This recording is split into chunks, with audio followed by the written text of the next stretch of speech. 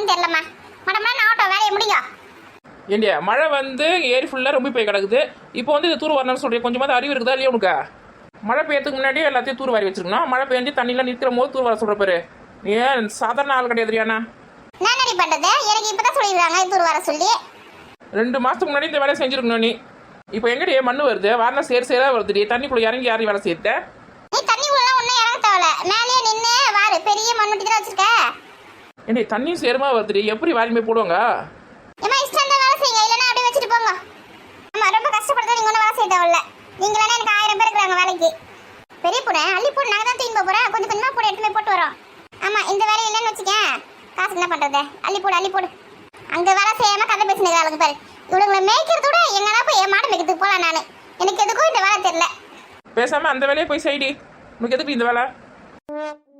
மண்ணை வாரி பக்கத்துலயே போடுதுங்க பாரு. தூரமா எடுத்து போய் போடுங்கம்மா. போய் தொலைஞ்சுதா போட்ட அந்த பக்கம். ரொம்ப பேசுதுக்கா. உன் மூஞ்சிக்காக தான் பார்த்து விட்ருக்கா. அந்த இல்லைன்னா மண் வெட்டியில் மண்டையிலே ஒன்று போட்டுருப்பேன். அவன் ரெடி பண்ணுவா. அவங்க வேலை சொன்னாதான் அவள் விட முடியும். இங்கே வேலை செய்ய அங்கே வேலை செய்ய அவளுக்கே சொன்னாதானே அவள் செய்வா. அவள் வச்சு நம்மளை வச்சு வேலை வாங்குவா. சரி கிட்ட வாங்க. பின்னாடி நின்று இருந்தா எப்படி மண் வாரி போடுறது? கிட்ட வாங்க. பாண்டை கிட்ட எடுத்துன்னு வரேன். மண்ணு போட்ட மாதிரி எடுத்துன்னு போ. ராணி கிட்ட போ. கொஞ்சம் தலைக்குதா ஏண்டி? 1/2 பாண்டு போட்டுடி போதா. அது சேரங்கிற மாதிரி இருக்குது. வெயிட்டாக இருக்கும். ஃபுல்லாக போட்டுறாத. தெரியண்டி. ராணி நான் போயினே இருக்கேன். வா நில்லுக்கா வரேன். கொஞ்ச நேரம் நில்லு. ஏண்டி வெயிட் வச்சு நீ எவ்வளோ நேரம் நிற்குது? நானே சீக்கிரம் வாடி. இந்த பெரிய பொண்ணு போட்டால் என்ன தோன்றா துணின்னு இருக்கா. சீக்கிரம் போடுடி. மண்டையிலே ஒன்று போடுவேன். சரி மண்ணு வாரி போடு. போதுமா பாரு. சரி பாதி பொண்ணு நிறைய போட்டு வச்சுது. சரி அடுத்த வாட்டி போடும்போது கொஞ்சமாக போடுனே. கோமதிக்காவும் கீதா என்ன பண்ணுறாங்கன்னு தெரியலையாங்க. அவங்கள மண்ணை வாரி கொட்டின்னு தண்ணி இருக்காளுங்க. பெரிய பொண்ணு நல்ல மண்ணை தோண்டி மேலே போட்டு வை. நாங்கள் போய் கொட்டிட்டு உடனே ஓடிடுறோம். போங்க முதல்ல இதை போய் கொட்டிட்டு வாங்க. துணி தான் வைக்கிறேன். இக்கா அந்த மீனுக்கு வாயை பத்தியா? மாமியார் வச்சுன்னு சோறு போடுறதுக்கு துப்பு கிடையாது. மாமியார் வீட்டோட தொத்தி விட்டுச்சே. வாயை பாரு. என்ன வாய் எடுத்துட்டு வந்து. ஏண்டி நம்மளுக்கு எதுக்கு இவன் கதை? வாடி நம்ம வேலையை பார்க்கலாம். ஆமாம் இவ அப்படியே மாமியாரை தங்க தட்டில் வச்சு தாங்குறா. நாங்கள் வேற இருட்டின்னு வருது. மழை வேற வந்துடும் போலகுதே.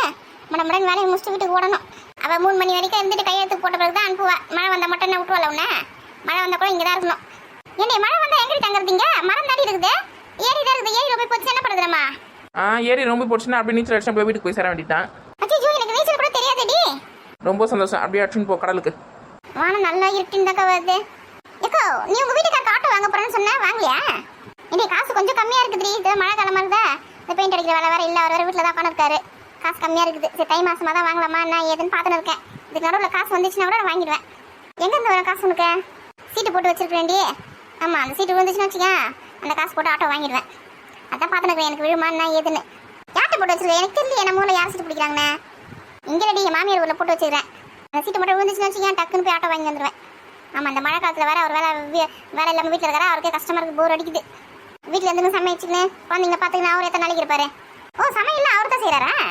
ஆமாண்டி அவர் நல்லா என்னோட நல்லா சூப்பராக சமைப்பார். எல்லாம் அவங்க அம்மாவோட ட்ரைனிங்கு. நல்லா சூப்பராக சமைப்பார் தெரியுமா? கொடுத்து வச்சு உக்கானியே. ஆமாம் என் பசங்களுக்கு வந்து அவர் சமைச்சா தான் பிடிக்கும். அவர் நல்லா டேஸ்ட்டாக சமைப்பார். பேசு நீங்கள் ஏன் நின்று இருங்க. மீனா வர செகண்ட் ரவுண்டு வளாச போகிறா பாரு. ஐயோ இது வேற வருது. வாடி போலாம். மேய்க்கிறதுக்கு ஒரு ஆள் இல்லைன்னு வச்சுக்கேன். இதுங்களும் ஆள் போய் டிமிக்கி கொடுங்க. லேஸ் பட்ட ஆள் கிடையாது. ரெண்டும் வந்தம்மா வேலையை பார்த்தோமா போனோமான்னு இல்லாமல் ஊர் கதை உலகம் கதை எல்லாத்தையும் பேசிட்டு இருக்குங்க நின்று. இதுக்குள்ளே போய் வந்துட்டீங்க 2 பேரும். பக்கத்துலேயே கொட்டிட்டீங்க அடியே. மீனா வந்தால் கத்துவாடி. தூரமாக போய் கொட்டினீங்களா? இது இப்போ தான் வரீங்களா? இங்கே எதுக்கு வந்தீங்க 2 பேரும்? நீங்கள் 2 பேரும் பரிமளா கிட்ட தானே இருந்தீங்க. பரிமளா தானே மண்ணள்ளி போட்டு இருந்தது.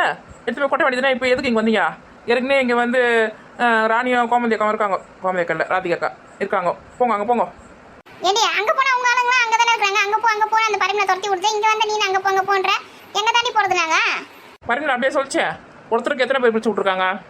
மண்ணள்ளி போறதுக்கு ஒருத்தர். அதை எடுத்து இங்க கொட்டிட்டு வரதுக்கு 4 பேர். ஒருத்தருக்கு 5 பேர் கொடுத்துருக்காங்க. இப்போ நம்மளே கரெக்டாக தானே இருக்கிறோம். எதுக்கு எங்களை அங்கே போன்னு சொல்ற நீ? அம்மா நானும் உங்களை போன்னு சொன்னேன். நீங்கள் தானே அங்கே தானே இருந்தீங்க. அங்கே தானே மண் வாரி கொட்டிட்டு இருந்தீங்க உள்ளரா. எதுக்கு இங்கே வந்தீங்கன்னு தான் கேட்டேன். உங்களை நான் ஒன்றும் அங்கே போன்னு சொல்ல. நீங்கள் தான் போனீங்க. பெரிய பொண்ணு அங்கேருந்து மண்ணை வாரி எடுத்துமே கொட்டுறதுக்கு கொஞ்சம் ஈஸியாக இருக்கும் சொல்லிட்டு நாங்கள் அங்கே போனோம். அதனால இப்படி பேசுது. அதான்டி எப்பயுமே கூட்டாளி விட்டுட்டு தனியாக போனால் இப்படி அசிங்கப்பட்டு வரணும். நான் இங்கே தாண்டி வந்திருந்தேன். இவ தான் சொன்னா பக்கத்துலேயே இருக்குது மண்ணை வாரி கொட்டுறதுக்கு யாரும் நம்ம பரிமளா கிட்ட போகலான்னு. போனால் அது போன்னு துரத்தி விடுது. நீங்களாம் எவ்வளோ அசிங்கப்பட்டாலும் திருந்த மாட்டீங்க. கூட இருக்கிற ஃப்ரெண்ட்ஸுங்களை மதிக்க கற்றுக்குங்க. புரியுதா? அவங்கள விட்டுட்டு தனியாக போய் வாழணும்னு ஆசைப்படாதீங்க. நாங்கள் எப்போ தனியாக போய் வாழணும்னு ஆசைப்பட்டா? நீ பாத்தியா? நீ ஆமாம் அந்த வேலை தான் பண்ணீங்க இப்போ. லாபமோ நஷ்டமோ ஒத்துமையாக வாழறதுக்கு கற்றுக்கோ. லாபம் வரும்போது மட்டும் கும்மி அடிச்சுட்டு நஷ்டம் வரும்போது ஓடி போய் ஒழிஞ்சிக்கிறது ஃப்ரெண்ட்ஷிப் கிடையாது. எது வந்தாலும் கூட இருந்து தூக்கி ஒன்றோம். இப்போ நாங்க என்ன பண்ணிட்டு சொல்லிட்டு நீ தேவையில்லாத பேச்செல்லாம் பேசிட்டு இருக்க நீ? பார்க்குறவங்க கூட என்ன நினச்சிருப்பாங்க? இவளுங்க மட்டும் இருக்கிறாளுங்க 3 பேர் மட்டும், அவளுக்கு 2 பேரும் மட்டும் தனியாக இங்கே வந்து மண்ணை வரி போட்டுன்னு இருக்கிறாளுங்க, இவளுங்க கூட சண்டை போடுக்குது அப்படி இப்படின்னு என்னென்னோ பேசியிருப்பாங்க. அதெல்லாம் உங்களுக்கு ஒன்றும் தெரியாது. அவங்க பேசுறது உங்களுக்கு காது கேட்கல? பெரிய பொண்ணு அப்படிலாம் யாரும் ஒன்றும் பேசல, நீ தான் சும்மா கதை கட்டின்னு இருக்க. ஆமாம்மா கதை கட்டுறேன். எனக்கு இதே வேலை தானே, கதை கட்டுறதுன்னு எனக்கு வேலை. எனக்கு வேறு ஏதாவது வேலை இருக்குது தானே?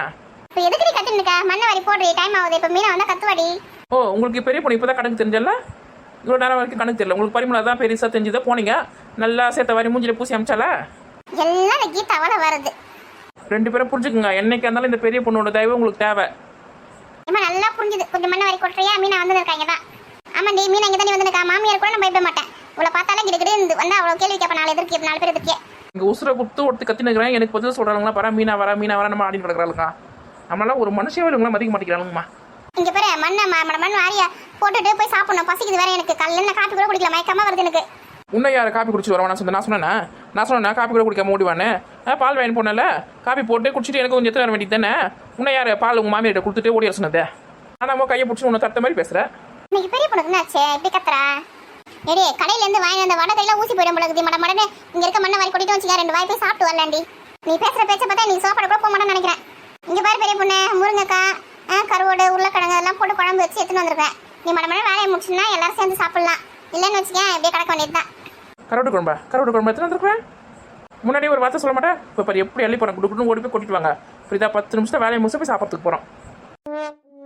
கருவாட்டு குழம்பு எடுத்து வந்துக்கிறேன் அப்படின்னு ஒரு வார்த்தை முன்னாடி சொல்லாத. இவ்வளோ நேரம் பேச விட்டு வேடிக்கை பார்த்துருக்கு மாதிரி.